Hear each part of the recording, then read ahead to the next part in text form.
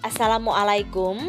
Bikin cemilan sendiri juga bisa jadi ide bisnis nih. Aku rekomen 2 resep cemilan yang enak, unik, cara bikinnya simple, dan modal yang dibutuhkan juga cukup minim. Tonton video ini sampai selesai agar tidak ketinggalan step by stepnya.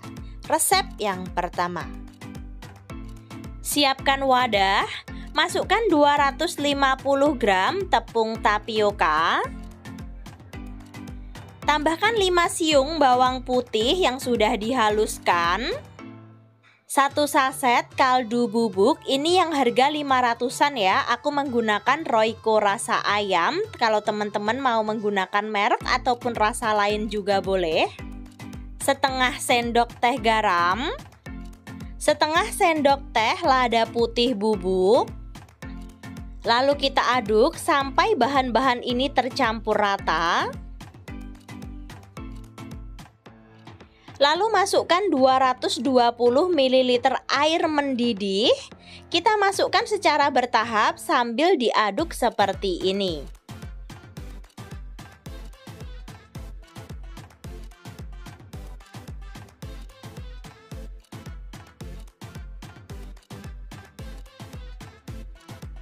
Kalau sudah tidak terlalu panas, ini bisa kita aduk menggunakan tangan seperti ini. Untuk menguleninya itu nggak perlu sampai tercampur rata ya. Cukup tercampur kayak gini aja itu udah bisa langsung kita bentuk. Sebelum kita bentuk, tambahkan sekitar 1 sendok makan tepung tapioka.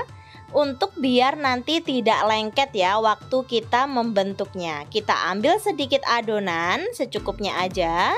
Setelah itu kita bentuk bulat-bulat seperti ini. Lakukan sampai semua selesai. Untuk tempat yang kita gunakan, untuk wadah yang sudah dibentuk itu jangan lupa kita taburi dulu menggunakan tepung tapioka, biar nanti tidak saling lengket satu sama lain. Setelah selesai kita bentuk semua, lanjut kita siapkan penggorengan, masukkan minyak ke dalam penggorengan, dan apinya ini masih mati ya, kita belum menyalakan kompornya. Baru kita masukkan adonan yang sudah kita bulat-bulatkan tadi. Untuk memasukkan adonannya, ini sesuaikan dengan minyak yang kita gunakan ya. Kalau langsung semua, ini aku gunakan sekitar minyak 1 liter. Langsung saja kita celupkan semua adonan yang sudah kita bulatkan ke dalam minyak. Kalau sudah terendam semua, baru kita nyalakan apinya. Gunakan api sedang cenderung kecil, apinya jangan besar-besar. Nanti kalau apinya terlalu besar, ini adonannya bisa meledak-ledak.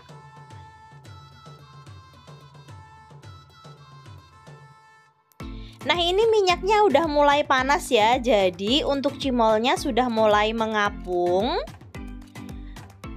Harus terus kita aduk-aduk seperti ini biar nanti matangnya merata. Untuk cimol itu sebenarnya tingkat kematangan itu sesuai selera ya. Ada yang sukanya itu bagian luarnya kering, ada yang sukanya itu masih basah. Kalau aku sukanya kering, jadi nanti luarnya itu kriuk-kriuk tapi dalamnya itu masih empuk. Banyak orang itu bikin cimol itu pada meledak-ledak, itu biasanya karena di cara menggorengnya. Minyak yang kita gunakan itu harus masih benar-benar dingin ya, baru kita masukkan adonannya. Jangan sampai kita panaskan minyak dulu baru kita masukkan adonannya, itu pasti meledak-ledak. Kalau kita tekan-tekan seperti ini itu udah keras, itu tandanya udah matang, udah kering, udah nggak bakalan meleot lagi ya. Jadi dia bisa kokoh gitu. Tandanya sudah matang, bisa kita angkat dan kita tiriskan.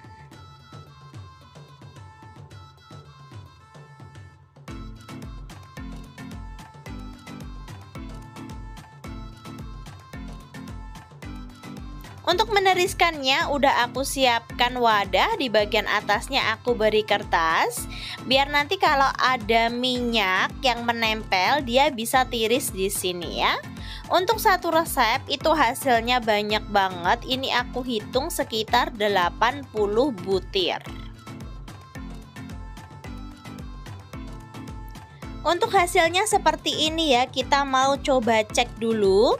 Bagian luarnya itu kokoh, garing, tapi bagian dalamnya itu kenyal-kenyal, masih melur seperti ini ya. Asli ini tuh enak banget, gurihnya juga pas. Untuk ide jualan bisa kita kemas ke dalam plastik seperti ini. Dan untuk harga jualnya bisa sesuaikan aja dengan modal karena memang harga bahan baku tiap daerah itu berbeda-beda. Kalau di tempat saya per 4 butir itu harganya Rp1.000. Jadi kalau mau beli 2.000 itu dapatnya 8 butir. Ini butirannya juga lumayan besar-besar kan ya, karena memang mengembang. Bisa kita tambahkan dengan bumbu seperti panir bawang dan juga bumbu tabur. Untuk bumbu taburnya aku menggunakan merek Mazzoni. Yang aku masukkan ini yang rasa jagung manis dan juga balado. Untuk penyajiannya juga bisa kita tusuk menggunakan tusukan lidi seperti ini. Jadi untuk per tusuknya ini bisa kita jual dengan harga Rp1.000. Resep yang kedua.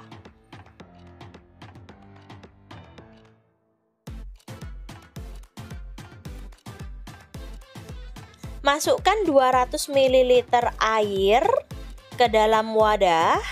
Untuk airnya aku ini menggunakan yang air suhu ruang. Kalau teman-teman mau menggunakan air hangat-hangat kuku juga bisa, yang penting tidak panas. Lanjut tambahkan dengan 1 sendok teh gula dan 1 sendok teh ragi instan. Untuk ragi instannya aku menggunakan yang merek Fermipan. Ini kita aduk dulu. Kita aktifkan dulu raginya. Kita tunggu dulu kurang lebih selama 10 menit sampai keluar busa. Kalau tidak keluar busa, itu tandanya raginya sudah tidak aktif ya. Kalau ada pertanyaan, Kak boleh nggak ya untuk gulanya ini di skip? Kalau menurut aku jangan ya, karena ini untuk mengaktifkan raginya. Sambil menunggu, kita siapkan dulu untuk tepungnya. Siapkan 250 gram tepung terigu, aku menggunakan yang protein tinggi. Untuk merek tepungnya aku menggunakan tepung terigu merek Cakra, yang kiloan bukan yang kemasan. Karena kalau untuk jualan itu yang kiloan harganya lebih murah. Tambahkan setengah sendok teh baking soda dan 1 sendok teh baking powder, tapi untuk ukurannya ini peres aja. Dan tambahkan juga 1 saset kaldu bubuk. Aku menggunakan yang merek Royco yang rasa ayam. Ini yang harga 500-an itu ya. Tambahkan 1/4 sendok teh garam. Lalu ini kita aduk sampai semuanya tercampur rata.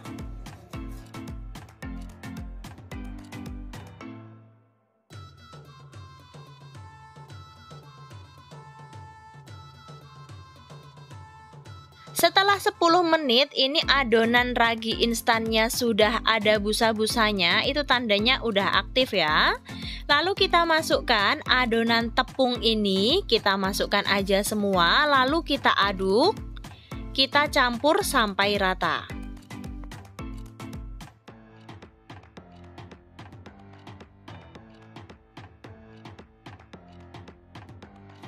Setelah tercampur, lanjut tambahkan 1 sendok makan minyak goreng dan kita aduk kembali sampai minyaknya tercampur dengan adonan.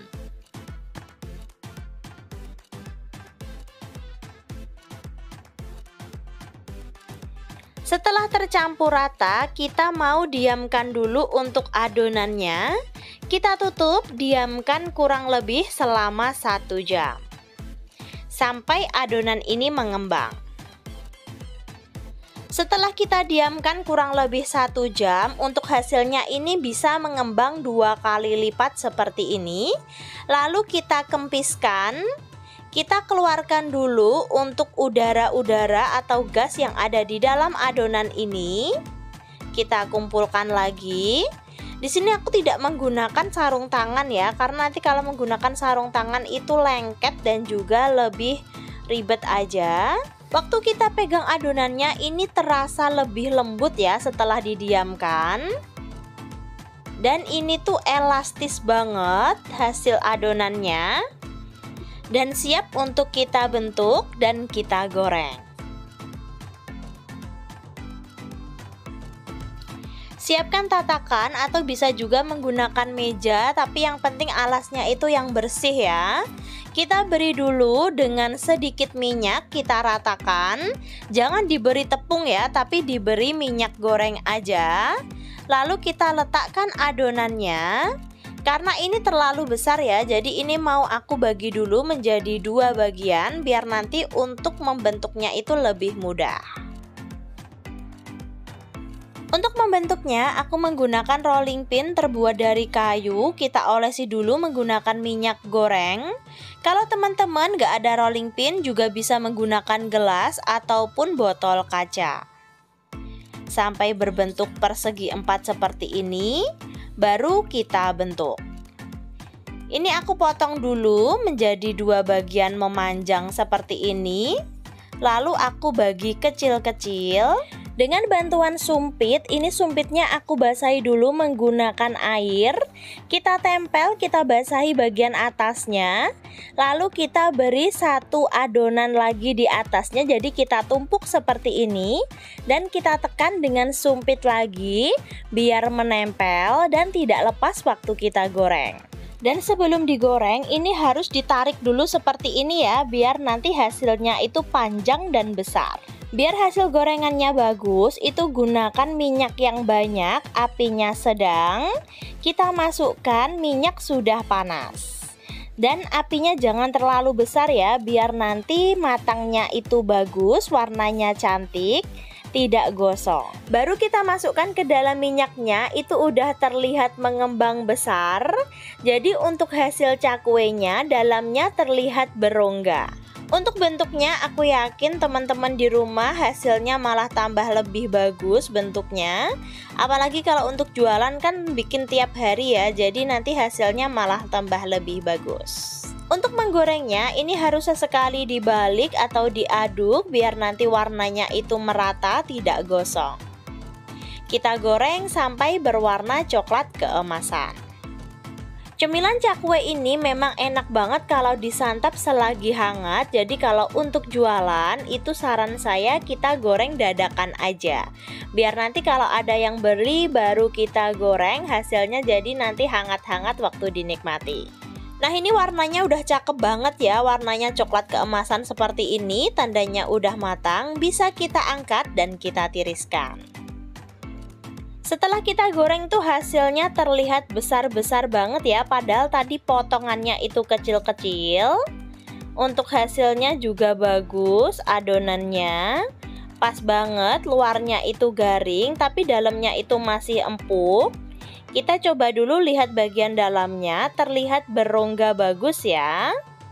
Enak banget kalau kita nikmati dengan saus sambal. Untuk resep sausnya udah pernah aku share, nanti aku tulis linknya di deskripsi.